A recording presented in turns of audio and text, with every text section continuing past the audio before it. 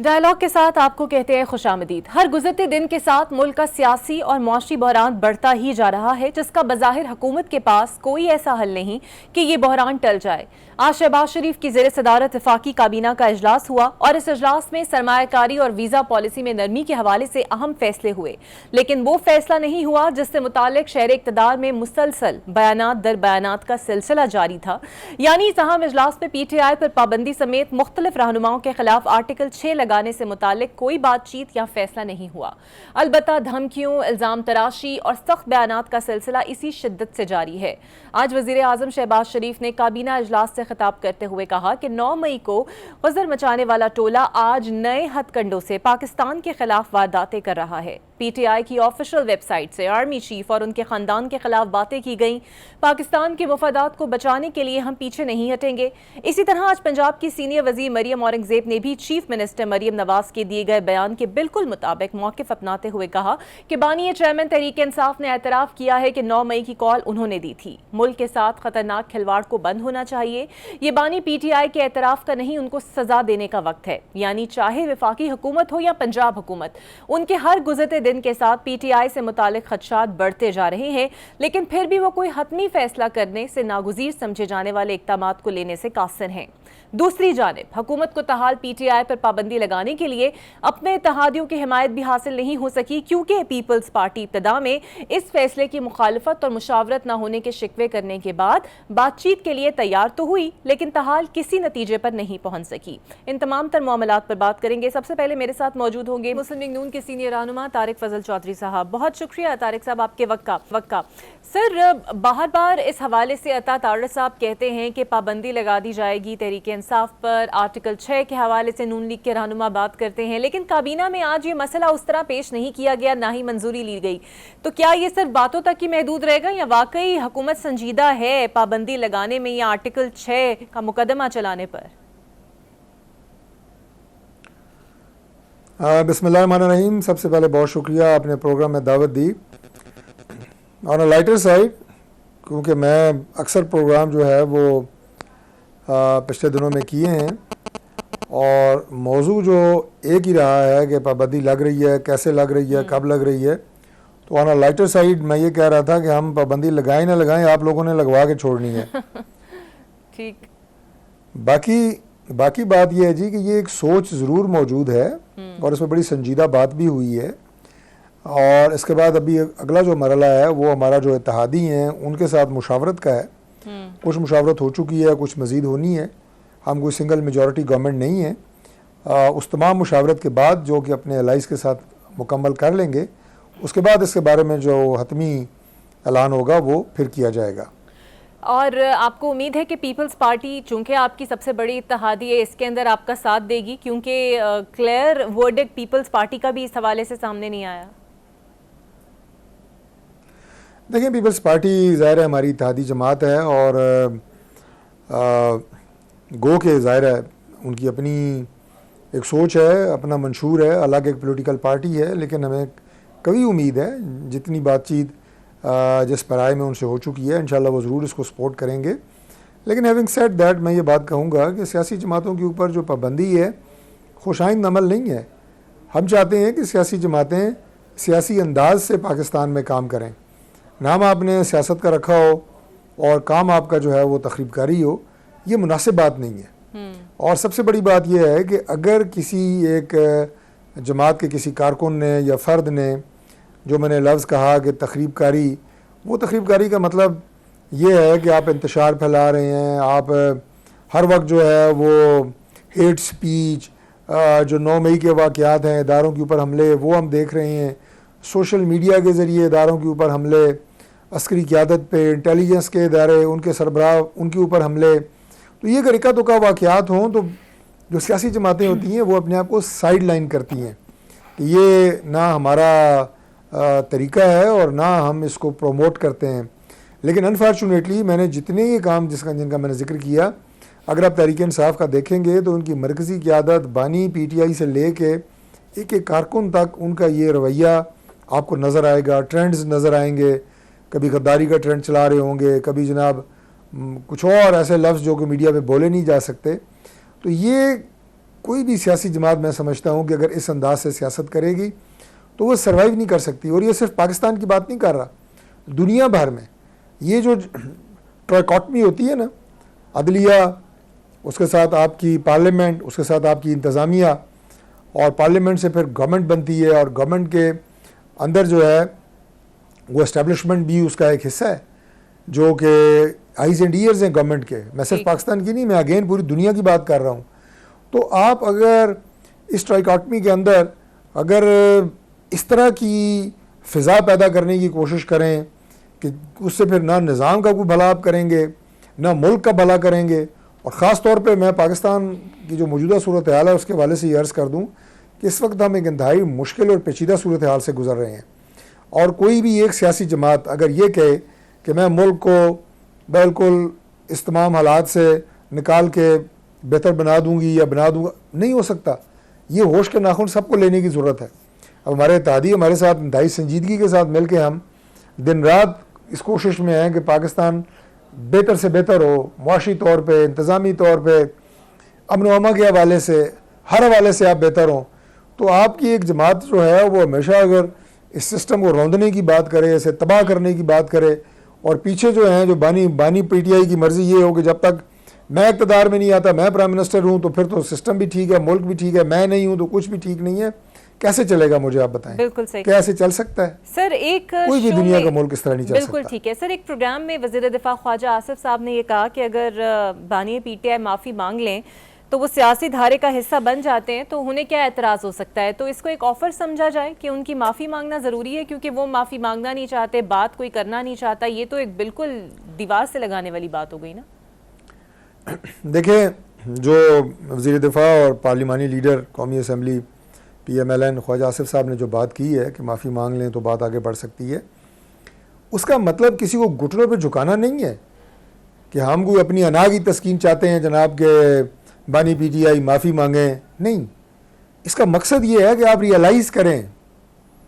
माफ़ी का मतलब ये है कि आप रियलाइज़ करें कि आप और आपने जो तरगीब दी अपने लीडर्स को और अपने कारकुनान को, और वो उनकी आपने ज़हनी तौर पे ट्रेनिंग और तरबियत की कि जिसके जो नतीजा जो है वो 9 मई जैसे वाक़यात पे निकला, और उसके बाद तसलसल है जो आप इदारों पे और इंटेलिजेंस के जो इदारे हैं उनके ऊपर और उनकी क़यादत के ऊपर आप अटैक पे अटैक कर रहे हैं, अटैक पे अटैक कर रहे हैं। तो ये रवैया जो है ये आपको रियलाइज़ कराना चाहते हैं कि इसके ऊपर आपको पशेमानी होनी चाहिए। ये सारे काम 9 मई समेत इस पर आपको पशेमानी होनी चाहिए।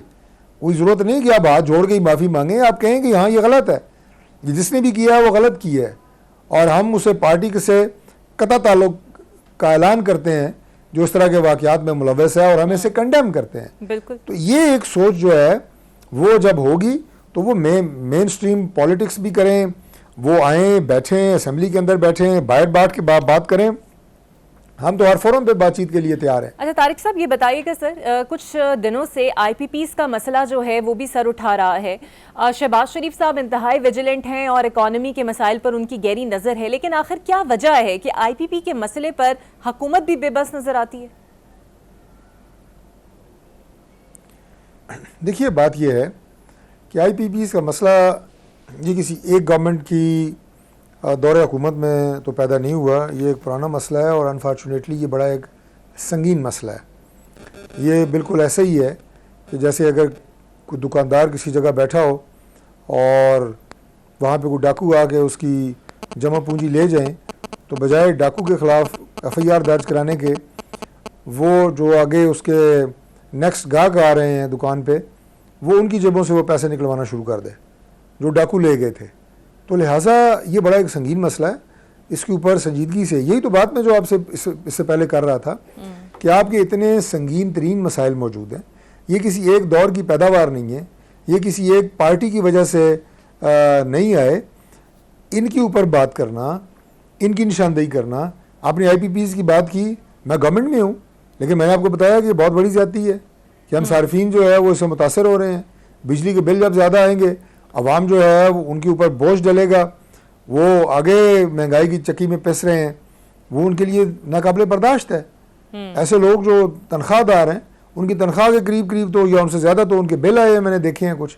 तो मुझे बताएं ये सिस्टम कैसे चल सकता है? बिल्कुल ठीक। ये मैं कह रहा हूँ कि संजीदगी की ज़रूरत है। ये किसने ठीक करना है आके? ये आगे अमेरिका ने तो नहीं ठीक करना, ना हमने किसी और को दावत देनी है, ना ये काम हम फौज को कहेंगे कि आप आगे ठीक करें। भाई ये सियासी लोगों का काम है, पॉलिटिकल गवर्नमेंट्स का काम है।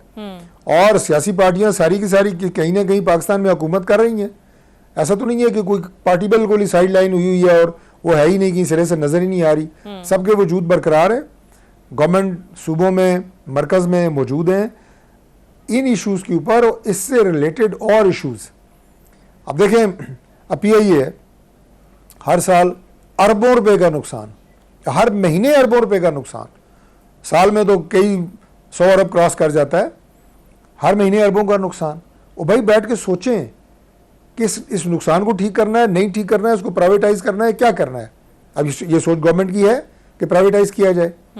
तो ये सारी वो बातें हैं कि जिनसे अगर तमाम सियासी जमातें बैठ के, मैं तो कहता हूँ अपोजिशन, अभी जब यहाँ पे सऊदी डेलीगेशन आया और उन्होंने पाकिस्तान में अरबों डॉलर की इन्वेस्टमेंट की बात की, फिर 2 दफ़ा हमारी टीम्स यहाँ पे गई, 2 दफ़ा फिर वो यहाँ पे दोबारा उनके डेलीगेशंस आए, तो प्राइम मिनिस्टर हाउस में मैं एक डिनर में शरीक था, तो उनके जो वज़रा थे और सारी उनकी टीम मौजूद थी, प्राइम मिनिस्टर थे, हमारे सीनियर वज़रा थे, आर्मी चीफ मौजूद थे उस डिनर पे। तो मेरे दिल में ये ख्वाहिश हुई कि इस हेड टेबल पे लीडर ऑफ अपोजिशन भी बैठे होते और वो खड़े होकर कहते कि हमारे जो सियासी इख्तलाफात हैं वो अपनी जगह पे कायम हैं और वो इख्तलाफात रहेंगे, वो नज़रियाती हैं, वो सियासी हैं, जो भी, लेकिन आप पाकिस्तान की तरक्की के लिए आए हैं, उसके लिए हम गवर्नमेंट के साथ हम आवाज़ हैं, हम भी मुल्क की तरक्की चाहते हैं।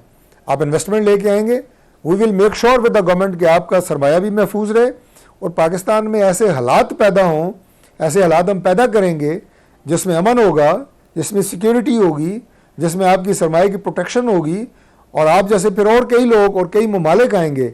ये स्पिरिट होनी चाहिए तो ये मुल्क आगे बढ़ेगा। बिल्कुल ठीक। अच्छा तारिक, अगर आप सियासी किसी बंदे को, दूसरी पॉलिटिकल पार्टी को नीचा दिखाने के लिए, चाहे मुल्क का नुकसान हो रहा हो, आपको कोई परवाह नहीं है, बिल्कुल सही, सिस्टम तबाह हो रहा है, आपको कोई परवाह नहीं है, दूसरे को मैंने सबक सिखाना है, ये क्या सियासत है? बिल्कुल इससे बाहर निकलें। और अगर आपने आज सुना हो, जस्टिस अतर मुल्ला ने न्यूयॉर्क बार से खिताब किया और काफ़ी रेवलेशंस उन्होंने 9 मई उससे हवाले से की, जिस दिन रात को अदालतें खुली। उन्होंने कहा कि वो लोग भी मेरे पे तनकीद कर रहे हैं जिनके केसेस कोई नहीं सुनता था और मैंने सुने, तब इंसाफ दिया, और इशारा पीपल्स पार्टी और नून लीग पर था। सर, इस पर क्या कहेंगे आप? देखिए, मैं ये समझता हूँ कि बहुत सारे ऐसे इश्यूज़ होते हैं जो हर मुल्क के अपने इंटरनल इश्यूज़ होते हैं, और जिस तरह मैंने आपको बड़ा कम्प्रीहेंसिव तरीके से ये बात बताई कि ये हमारे 3 स्टेट के पिलर्स हैं, अदलिया भी उसमें ज़ाहिर है एक अहम तरीन सुतून है, और बाकी जो मैंने आपको अपोजिशन की और बाकी सारी सियासी जमातों के हवाले से बताया, इसका जवाब भी उसी के अंदर है। ये हाल हमने तलाश करने हैं। अगर अदलिया के अंदर किसी जगह के ऊपर माजी में, आज, आइंदा कोई गड़बड़ थी, है या हो सकती है, उसे अमेरिका ने तो ठीक नहीं करना। अब अमेरिका का चीफ जस्टिस आएगा यहाँ पे हमें अदलिया को रिफॉर्म करके देगा, पुलिस में रिफॉर्म करके देगा, नहीं हो सकता। ब्यूरोक्रेसी में रिफॉर्म करके देगा। ये हमने खुद करनी है, और कब करनी है। अब अदलिया आप देखें, जो पॉलिटिकल केसेस होते हैं वो सारा दिन हाईलाइट होते रहते हैं, टिकर चलते रहते हैं। सारी मैं अदालतों की बात कर रहा हूँ, छोटी भी, बड़ी भी, सबसे बड़ी। लेकिन अगर उन अदालतों में 302 जैसे मुकदमात, डकैती जैसे मुकदमात 10-10 साल से पेंडिंग हैं, क्या ये, क्या इस तरह चल सकता है? इंसाफ वो है जो टाइम लाइन के साथ मिले। जब आपको ऐसे केसेस के फैसले होते नज़र आते हैं, या मुद्दई मर चुका होता है या मुलज़म के वाली वारिस मर चुके होते हैं, भाई ये वो सारी चीज़ें हैं जो हमारी अपनी अंदरूनी है। हम अपनी, वो कहते हैं कि you can not wash your dirty linen in the market, in the streets और अब्रॉड। ऐसे नहीं हो सकता। करेंगे क्या होगा उसे, उन्होंने आपको क्या दे देना है? कुछ भी नहीं। यहाँ बैठ के संजीदगी के साथ इन चीज़ों को ठीक करने की ज़रूरत है। मेरी ज़ाती तौर पे ये राय है, और बड़ा मैं समझता हूँ कि बड़ी क्लियर राय है ये। बिल्कुल ठीक। और सर, मियां नवाज शरीफ की खामोशी क्या कहती है? क्या वो खुश हैं जो कुछ हो रहा है? जजेस के मखसूस नशस्तों के फैसलों पर तो उन्होंने लबकुशाई की, लेकिन आखिर वो सोचते क्या हैं? पीटीआई पर पाबंदी लगनी चाहिए या फिर कोई मुज़ाकरात का रास्ता खुला होना चाहिए? Because he himself a victim, जो उनके साथ माजी में हुआ ज़रूरी तो नहीं वो अब बानी पीटीआई के साथ भी हो।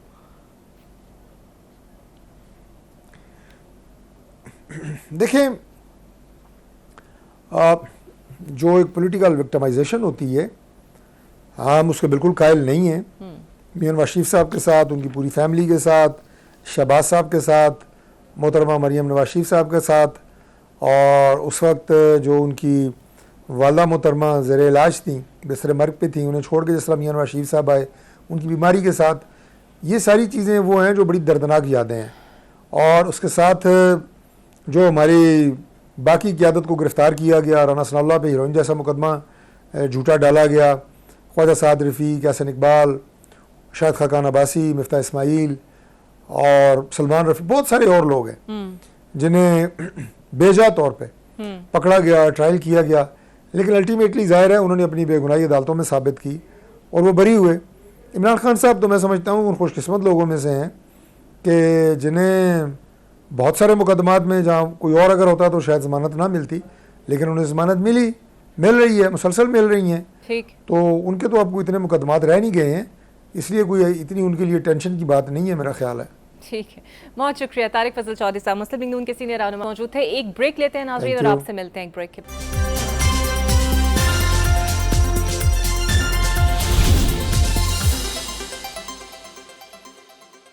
Welcome back. और अब मेरे साथ मौजूद होंगे पाकिस्तान तहरीक-ए-इंसाफ के सीनियर रहनुमा शौकत बसरा साहब और पाकिस्तान पीपल्स पार्टी की रहनुमा शाहिदा रहमानी साहिबा। बहुत शुक्रिया आप दोनों का। सबसे पहले शाहिदा साहब मैं आपकी जानिब आऊंगी। कल नदीम अफजल चंद साहब ने ये कहा कि मखसूस नशस्तें तहरीक-ए-इंसाफ को दे देनी चाहिए। हालांकि आप जानती हैं कि पाकिस्तान पीपल्स पार्टी ने नजरसानी की इस्तदा भी दायर की है, तो क्या ये नदीम अफजल चंद साहब का अपना ज़ाती मौक़िफ़ है या पीपल्स पार्टी की पॉलिसी है? क्योंकि वो तो कह रहे हैं ये सीटें हमारी बनती नहीं है, जिनकी बनती है उन्हें दे दें। आपने नदीम अफजल चंद की बात की, देखिए उनका अपना पॉइंट ऑफ व्यू हो सकता है, हर शख्स को आज़ादी सारे राय का हक है। और पाकिस्तान पीपल्स पार्टी बिल्कुल रिव्यू पिटिशन में गई है और ये पार्टी पॉलिसी के मुताबिक गई है, क्योंकि आप ये देखें कि वो पार्टी जो कि ना तो उसकी एप्लीकेशन थी, ना ही उसने इलेक्शन अपने निशान पे कंटेस्ट किया, आज़ाद उम्मीदवार की हैसियत से उन्होंने इलेक्शन कंटेस्ट किया और हर एक का निशान सैम्बल अलग था, हर चीज़ अलग थी।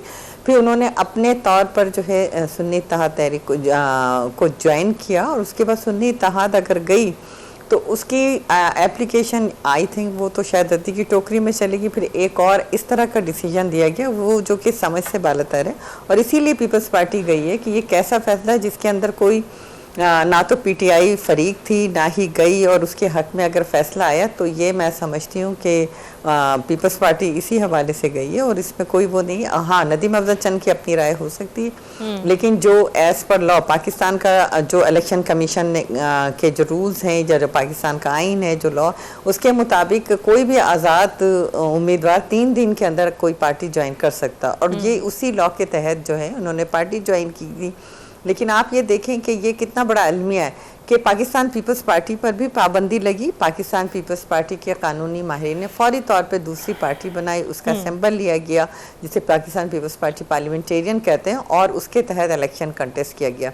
लेकिन हम किसी भी जमात के अंदर शामिल नहीं हुए, फिर और ख़ुद ही जो है आज़ाद इलेक्शन भी कंटेस्ट कर लिया, फिर ख़ुद ही ये सारी चीज़ें मैं समझती हूँ पॉलिटिकल अवेयरनेस ना होना, कानून से कानूनदान तो बहुत ज़्यादा मौजूद हैं पीटीआई के अंदर, लेकिन मैं इतने बड़ी जो ब्लेंडर करते रहे और उन्होंने जिस तरीके से गलतियां की हैं सियासी, मैं वो उसको इस तरीके से सपोर्ट करते हुए इस तरह का फैसला देना, ये भी तो सुप्रीम कोर्ट का ही फैसला था ना कि आज़ाद इलेक्शन लड़े।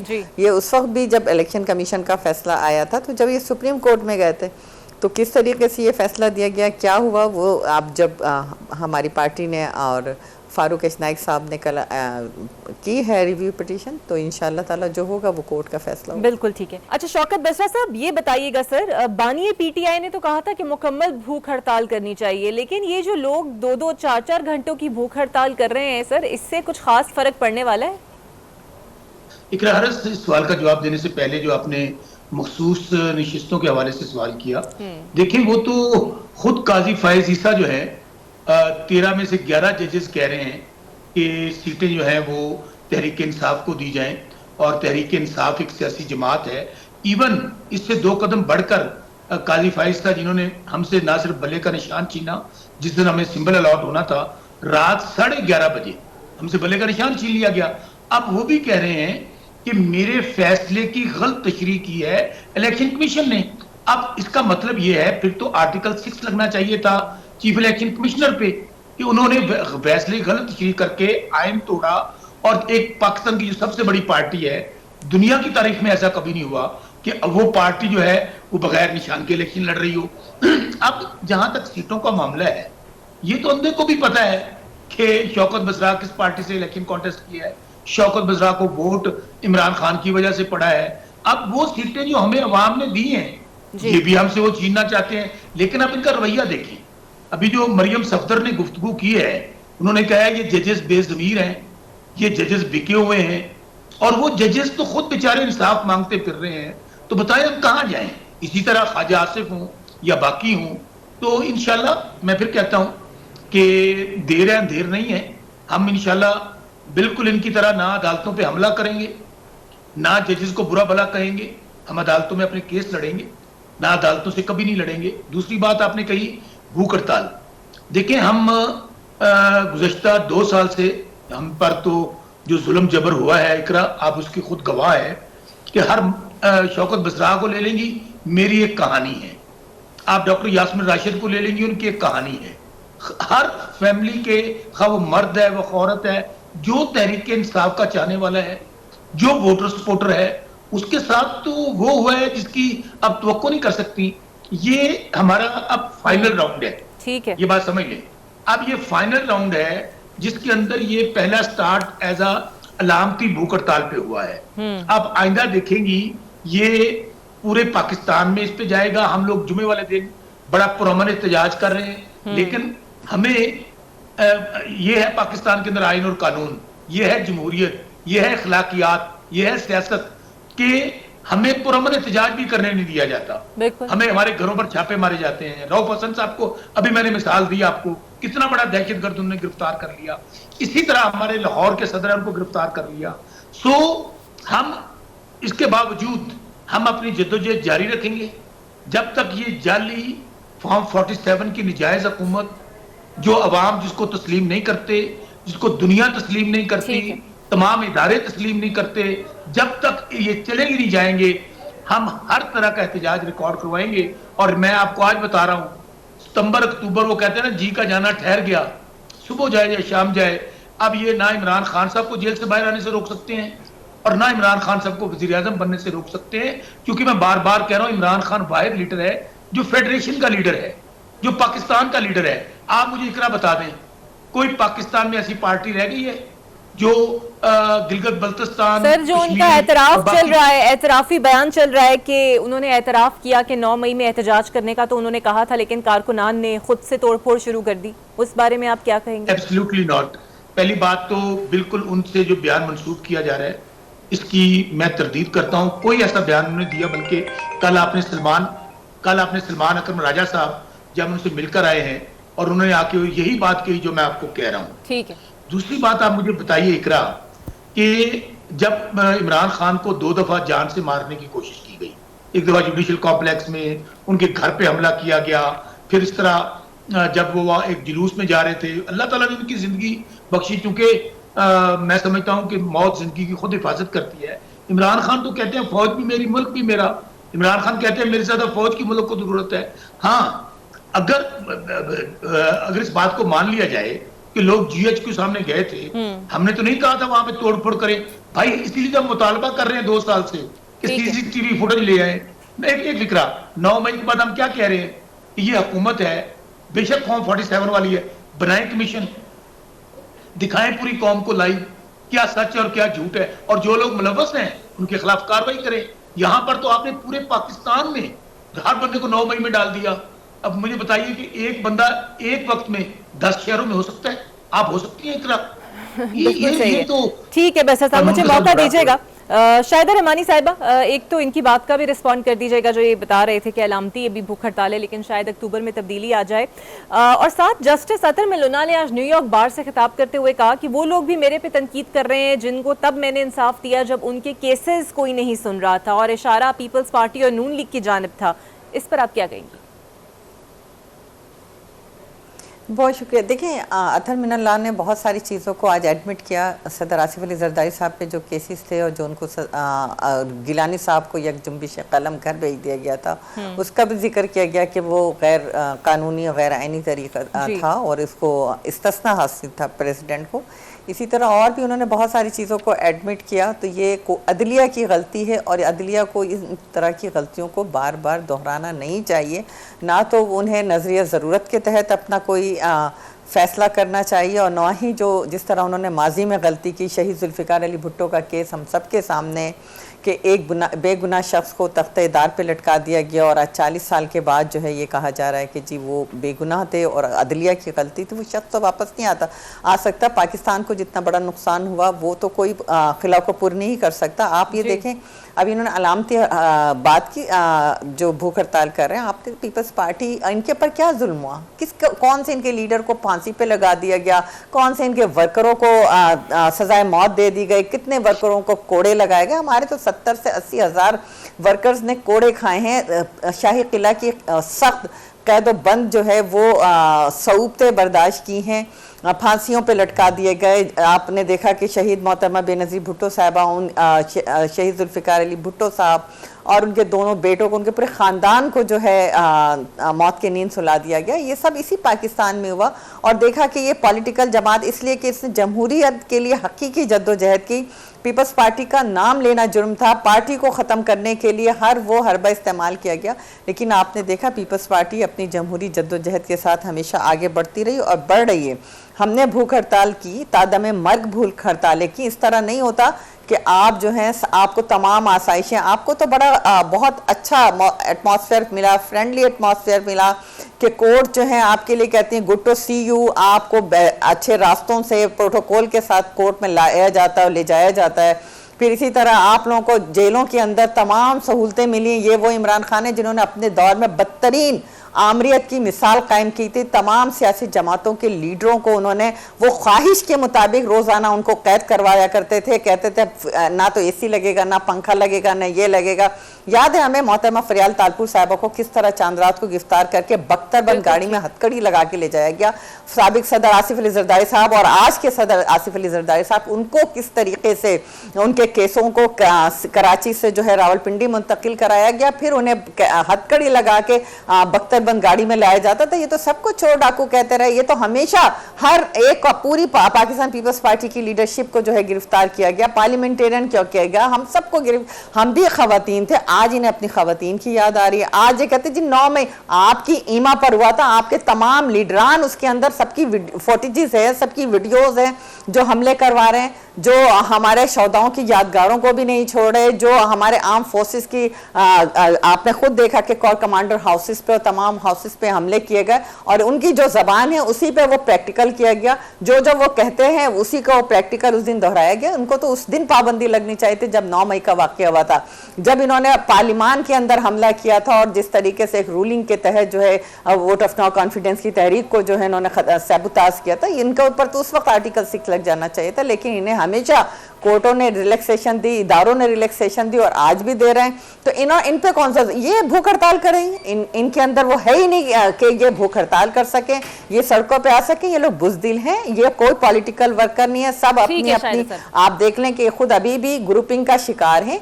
और सियासी जद्दोजहद ऐसी नहीं होती। सियासत जद्दोजहद के अंदर मौत को हाथ में लेकर घरों से निकले हैं लोगों ने, कुर्बानियाँ दी हैं।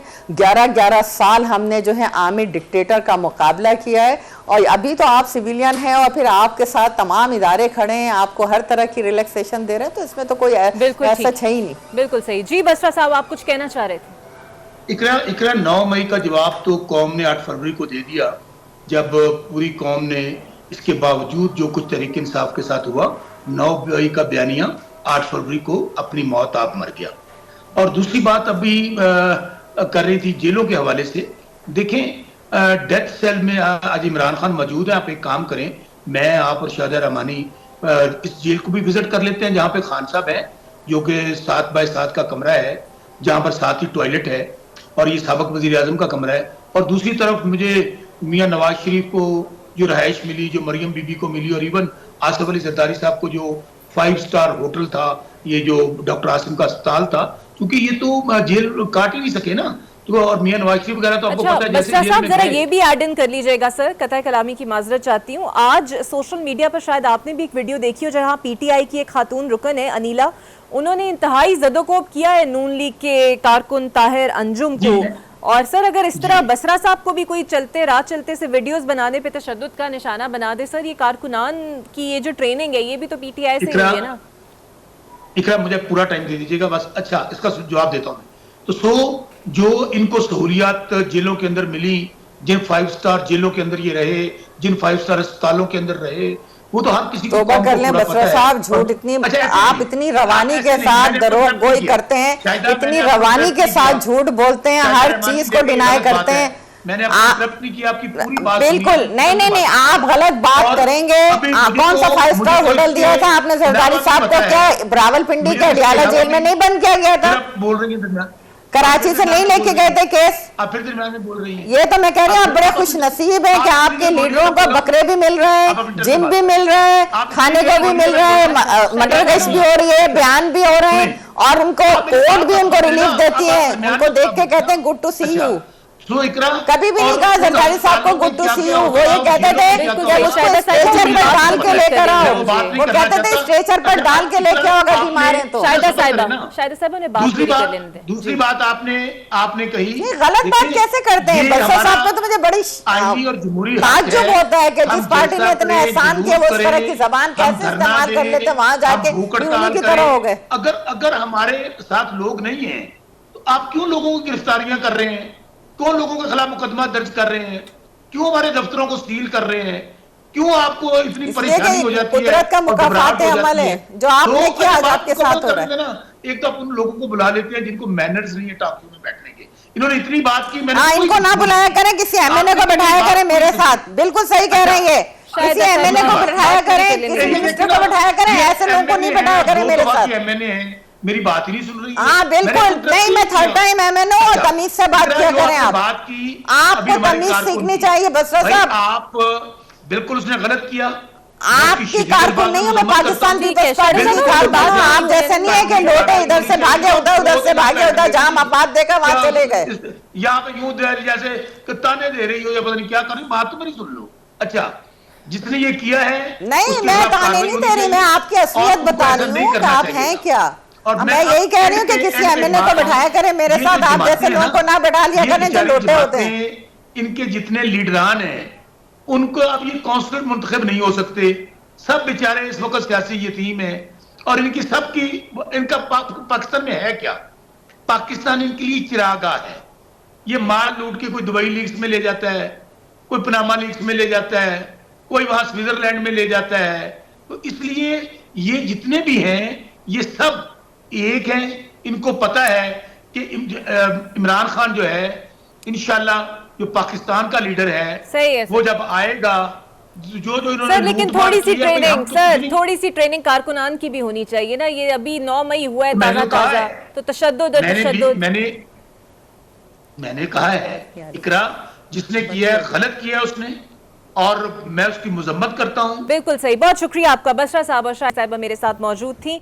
और तशद्दुद किस तरह का भी हो, तशद्दुद की मजम्मत करनी चाहिए। और ये जो वीडियो वायरल हुई है इस पर पाकिस्तान तहरीक इंसाफ के बसरा साहब ने तो मजम्मत की, लेकिन सीनियर लीडरशिप को भी इस हवाले से मजम्मत करके कोई जहनी तरबियत अपने कारकुनान की करनी चाहिए। मुझे